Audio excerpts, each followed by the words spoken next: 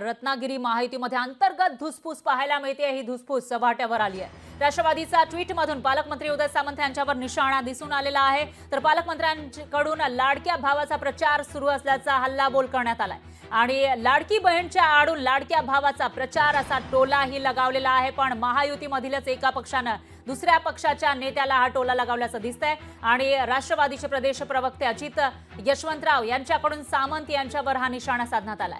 लाडकी बहीण योजनेमध्ये उदय सामंत आणि किरण सामंत यांचे कार्यक्रमातील फोटोही ट्विट करण्यात आलेले आहेत। किरण सामंत हे लोकसभेसाठी इच्छुक होते आणि आता विधानसभेमध्ये ते उतरणार अशी चर्चा रंगलेली असतानाच त्यांच्यासाठी तयारी सुरू असल्याचं कळतंय। पण त्यामध्येच कुठेतरी महायुतीमधील अंतर्गत धुसफूस आता समोर येताना दिसून येते। लोकसभेमध्ये भाजपकडून किरण सामंत यांना विरोध होता, तर आता दुसरीकडे राष्ट्रवादीकडून यावर आक्षेप घेतल्याचं दिसून येतंय।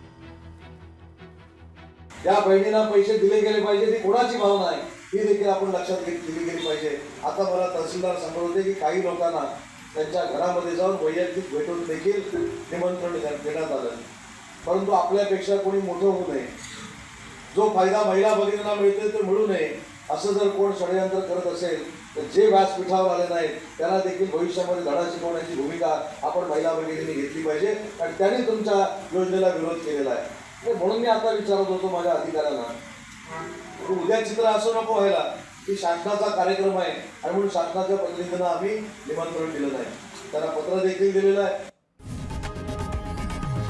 लोकशाही मराठी ऐका, पहा, जागरूक रहा।